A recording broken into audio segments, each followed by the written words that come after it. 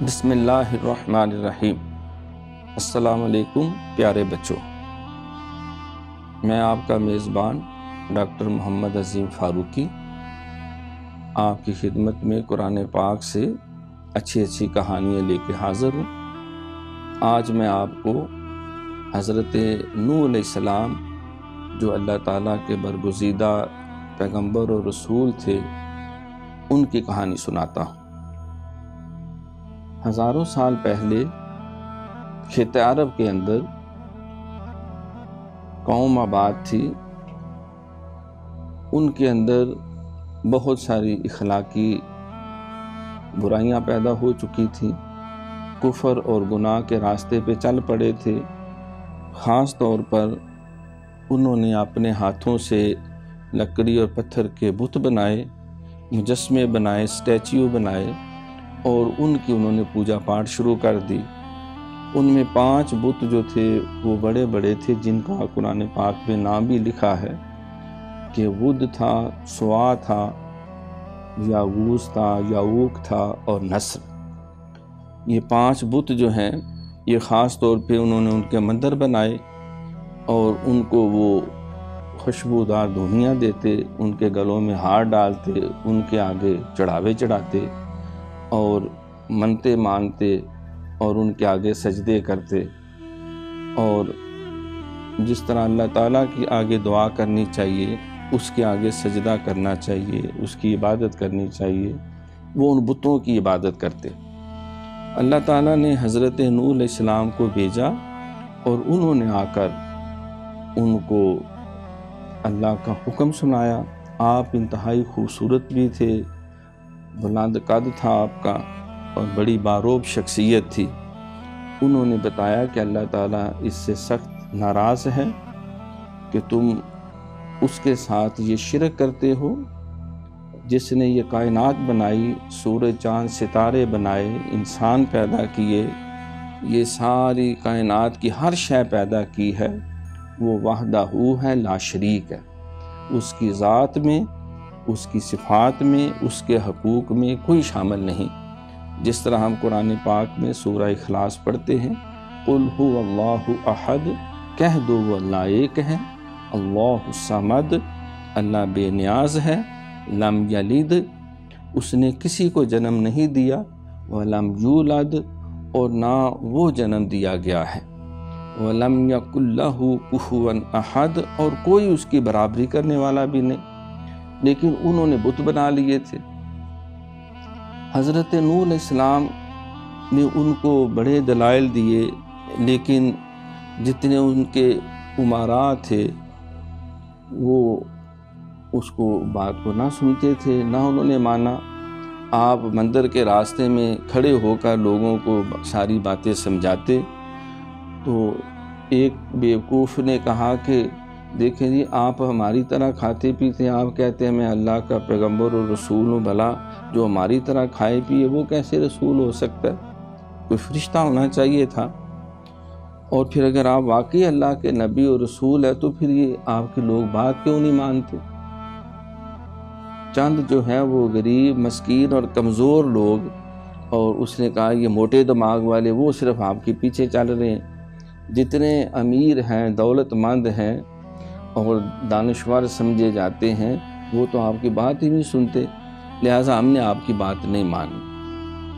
آپ نے انتہائی صبر کیا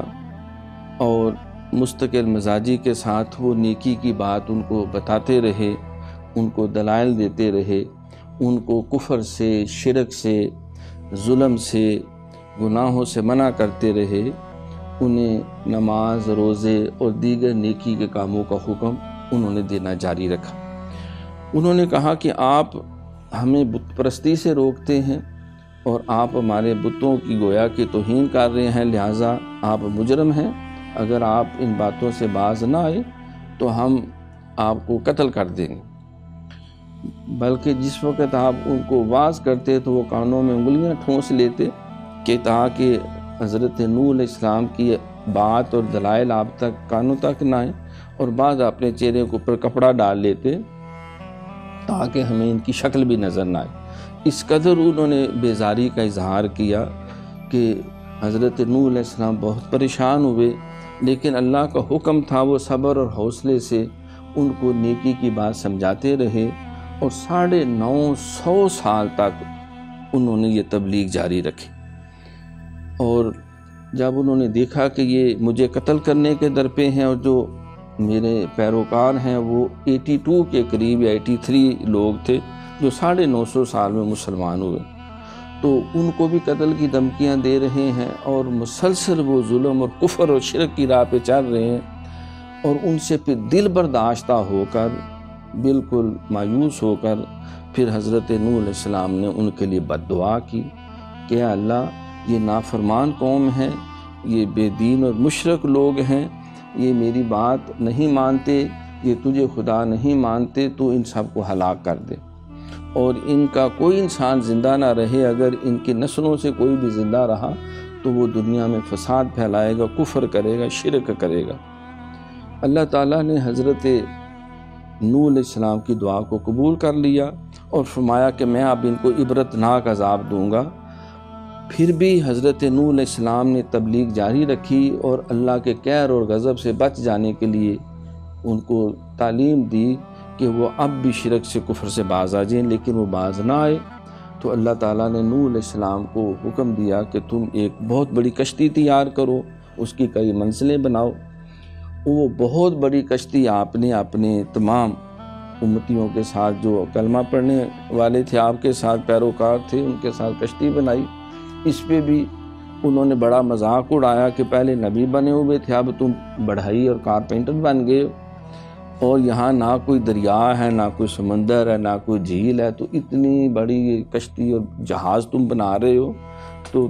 معلوم ہوتا ہے کہ تمہارا دماغ بھی ٹھیک نہیں اور تمہارے پیروکار جو ہیں وہ بھی ٹھیک نہیں۔ لیکن آپ صبر کے ساتھ جب کشتی تیار ہو گئی اور اللہ تعالیٰ کا وہ جو عذاب کا وقت مقرر تھا وہ آیا، تو قرآن میں لکھا ہے کہ پھر ہر طرف سے بارشیں ہوئیں، شدید بارشیں، اور تنور نے پانی ابلنا شروع کر دیا، اور چشموں سے اور آبشاروں سے ہر طرف سے پانی اتنا آیا، اتنی بارش ہوئی کہ وہ پانی بلند ہوتے ہوتے پہاڑ ڈوبنا شروع ہو گئے، اور وہ کشتی جو ہے وہ بہت پانی آنے کی وجہ سے تیرنا شروع ہو گئی۔ جب طوفان آیا، لوگوں نے غرق ہونا شروع کر دیا، اور انہوں نے اپنی چھوٹی چھوٹی کشتیاں بنائی ہوئی تھی، کوئی لکڑی کے مٹکے بنائے ہوئے تھے، وہ بھی ٹکرا کے وہ بھی غرق ہو گئے۔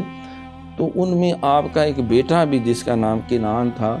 وہ بھی کافروں میں شامل تھا۔ آپ نے اس کو بڑا سمجھایا کہ تم اب بھی توبہ کر کے آ جاؤ، کشتی میں سوار ہو جاؤ، نہیں تو تم بھی کافروں کے ساتھ غرق ہو جاؤ گے۔ لیکن اس نے کہا نہیں ابا، میں اونچے پہاڑ پہ چڑھ جاؤں گا۔ تو آپ نے فرمایا اللہ کے سوا کسی کو پناہ نہیں ملے گی، کوئی پہاڑ بھی تمہیں نہیں بچا سکتا۔ اسی دوران ایک تیز لہر آئی اور اس کو بھی ڈبو کے غرق کر دی۔ تو اس طرح پوری روئے زمین میں جتنے بھی کفار و مشرکین نافرمان تھے، سارے وہ طوفان نوح میں ہلاک ہو گئے۔ اور پھر جب اللہ کا حکم ہوا تو بارش تھمنا شروع ہو گئی، اور بارش تھمنے سے اللہ نے حکم دیا، زمین نے پانی کو جذب کر لیا، اور آپ کی کشتی جو ایک شہر موصل ہے ترکی کے پاس، وہاں جودی پہاڑ کے اوپر جا کے لگی، اور پھر آپ وہاں سے تشریف لائے۔ آپ نے کشتی کے اندر اللہ کے حکم سے پرندوں کے، جانوروں کے، سب کے جوڑے جوڑے رکھے تھے۔ شیر ہے تو شیرنی بھی ہے، گھوڑا ہے تو گھوڑی بھی ہے، اور اسی طرح کبوتر ہے تو کبوتری بھی ہے۔ پھر اللہ تعالیٰ نے اس سے دوبارہ پوری زمین پر یہ جانور، پرندے اور انسانوں کی نسل کو پھیلایا، اور اس وجہ سے حضرت نوح علیہ السلام کو آدمی ثانی بھی کہتے ہیں، کیونکہ پہلے انسان حضرت آدم علیہ السلام ہے جس سے ساری انسانیت پھیلی، اور پھر جب سارے نافرمان ہو گئے اللہ نے سب کو غرق کر دیا سوائے ان لوگوں کے جو حضرت نوح علیہ السلام کے ساتھ کشتی میں سوار ہوئے۔ تو اس لیے آپ کو آدم ثانی کہتے ہیں، یعنی بعد میں جتنی مخلوق ہے وہ آپ کی آل اولاد یا ماننے والوں میں سے ہے۔ تو ہمیں قرآن پاک کے اس واقعہ سے یہ پتہ چلا کہ اللہ تعالیٰ کو شرک سخت ناپسند ہے، کہ اللہ کے سوا کسی سے عبادت کرنا اور اسی کو اپنا خدا ماننا، اور اس سے جا کے منتیں ماننا، اور اس کی پوجا پاٹ کرنا، اور مجسمے بنا کر ان کو پھولوں کے ہار ڈالنا، اور خوشبوؤں کی دھونیاں دینا، اور منتیں اور مرادیں جا کے پوری کرنا، یہ اللہ تعالیٰ کو سخت ناپسند ہے۔ اللہ تعالیٰ شرک کرنے والے کو کسی صورت معاف نہیں کرتے، اس کے علاوہ جس کو چاہے وہ معاف کر سکتے ہیں۔ پھر دوسرا یہ بھی ہمیں سبق ملا کہ اللہ کا حکم جو ہے اور اللہ والوں کا جو حکم ہے اس کا مذاق نہیں اڑانا چاہیے۔ جو نیکی کی بات کا مذاق اڑاتا ہے اور دقیانوسی کہتا ہے اور وہ اس کے خلاف چلتا ہے تو وہ اللہ تعالیٰ کے قہر اور غضب اور عذاب میں مبتلا ہوتا ہے۔ ہمیں اس سے یہ بھی سبق ملا کہ حضرت نوح علیہ السلام کا اپنا بیٹا جو تھا وہ دشمنوں کے ساتھ مل گیا، کافروں کے ساتھ مل گیا، تو نبی کا بیٹا ہونے کے باوجود وہ بھی طوفان نوح میں غرق ہو گیا۔ تو لہٰذا اگر خاندان کتنا ہی نیک کیوں نہ ہو، اچھا کیوں نہ ہو، کوئی نبی کی اولاد بھی کیوں نہ ہو، اگر وہ نیکی کے راستے پہ نہیں چلے گا تو اللہ تعالیٰ اس کو بھی کافروں کے ساتھ ہی غرق کر دیتا ہے۔ تو اس کہانی سے ہمیں یہ سبق بھی ملا کہ ہمیں جو ہے وہ پاکیزہ زندگی گزارنی چاہیے۔ اللہ نے حکم دیا نماز پڑھنے کا، ہمیں نماز پڑھنی چاہیے، جھوٹ بولنے سے منع کیا، اس سے باز رہنا چاہیے۔ اللہ کا، اللہ کے نبیوں کا، اپنے پیرنٹس کا، اپنے ٹیچرز کا کہا ماننا چاہیے تاکہ ہم اللہ تعالیٰ کی رحمتیں حاصل کریں، اللہ کی ہمیں نعمتیں حاصل ہوں، ہماری دنیا بھی کامیاب ہو جائے اور آخرت میں بھی اللہ تعالیٰ ہمیں جنت عطا فرمائے۔ تو پیارے بچوں، آج کی یہ کہانی حضرت نوح علیہ السلام کے بارے میں تھی، اور انشاءاللہ تعالیٰ ہم ایک نئی قرآن سے اچھی سی کہانی لے کے اگلے پروگرام میں پھر حاضر ہوں گے۔ تب تک کے لیے اپنے میزبان ڈاکٹر محمد عظیم فاروقی کو اجازت دیجیے۔ اللہ حافظ۔